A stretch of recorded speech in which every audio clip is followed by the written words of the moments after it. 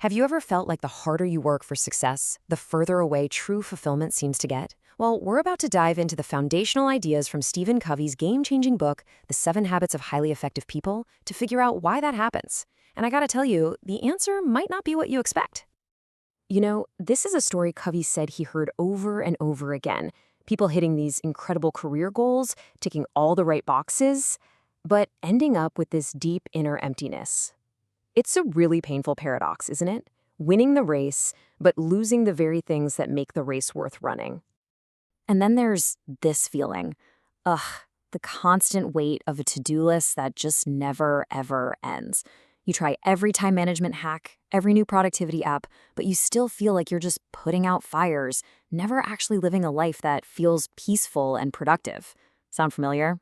I bet it does for a lot of us. And look, these problems, they go deep, right into the heart of our most important relationships. It's not always about big, dramatic fights. Sometimes it's just this quiet fading away, where the connection just gets lost. And these are the kinds of struggles that, let's be honest, a quick fix is never gonna touch. So this all leads to the big question. With an absolute flood of self-improvement advice out there, why do these really deep problems stick around? Well, Covey's answer is both simple and totally profound. We're looking in all the wrong places. The root of this whole issue lies in what Covey called the success paradox. See, Covey noticed this huge shift in how we think about success. For the last several decades, we've become obsessed with this outside-in approach, focusing on our image, on techniques, on what people see, instead of on who we actually are. And this brings us to a really crucial distinction, one that's the foundation for, well, pretty much everything else in the book. It's the difference between two ethics of success. So check this out. For the first 150 years or so in America, success literature was all about the character ethic, things like integrity, humility, courage. But after World War I, it all flipped. The focus shifted to the personality ethic, public image, social skills, and quick fix techniques. It's the difference between who you really are and how you just appear to be. Covey puts it this way. It's about primary versus secondary greatness. Primary greatness, that's your character. That's the real you. Secondary greatness is the social recognition you get for your talents. Now here's the trap so many of us fall into.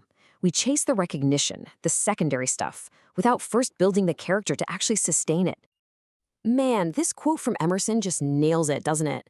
In the long run, who you are, your character, speaks so much louder than any technique you could ever learn.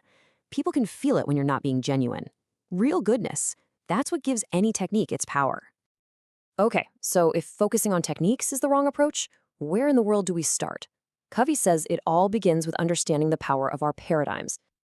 So what's a paradigm? Well, think of it as the lens you see the world through. It's not the world itself, but it's your map of the world.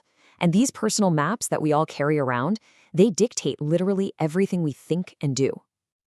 I absolutely love this analogy from Covey. Imagine you're trying to find your way around Chicago, but someone gave you a map of Detroit. It doesn't matter how hard you try or how positive your attitude is, you'll just get to the wrong place faster. It forces you to ask a really tough question. Are my maps accurate? This experiment is fascinating. Check this out. Researchers took two groups of students. They showed one group a drawing of a young woman, and the other group a drawing of an old woman. Then they showed both groups an image that's ambiguous. It contains both. What happened?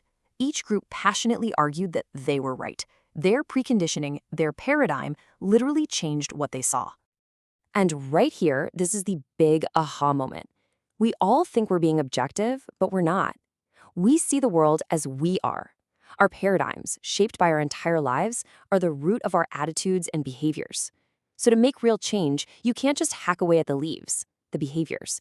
You have to get to the root, and that's your paradigm. So, if our personal maps can be totally wrong, what are we supposed to align them with?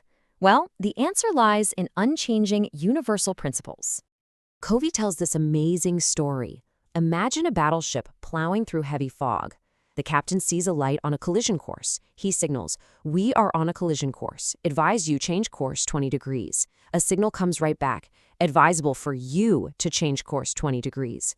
The captain is furious now. He signals, "I'm a battleship. Change course 20 degrees. The final, simple reply comes back, "I'm a lighthouse." And you know what? the battleship changed course. Principles are like that lighthouse. They're natural laws. You can't break them. You can only break yourself against them. And that's the whole key right there. Principles, like fairness, integrity, honesty, they are the territory, they're reality. Our paradigms, our values, those are just our maps. Real, lasting success only happens when we work to align our personal maps with the unchanging territory of principle. So how do we actually apply this in our daily lives? Covey gives us this simple, powerful model to tie it all together. You probably remember Aesop's fable, right? A poor farmer finds a goose that lays a solid golden egg every single day. He becomes incredibly wealthy, but he gets greedy, he gets impatient, and he kills the goose to get all the eggs at once, only to find it empty. He destroyed the very thing that produced his wealth. This story is the perfect illustration of what Covey calls the P/PC balance. True effectiveness requires a balance between P, which is production, the golden eggs, the results you want, and PC, production capability, the goose that produces them. If you only focus on the eggs, you'll eventually lose the goose. And this brings us right back to the core message. The inside-out approach is all about focusing on PC first. It's about nurturing the goose. It means starting with you, your character, your paradigms, your motives, before you can ever expect to get the golden eggs of happy relationships or external success. Covey argues that so often, the way we see the problem is the problem. So I'll leave you with this to think about. What challenge in your life right now might look completely different if you took the time to draw a new, principle-centered map for it?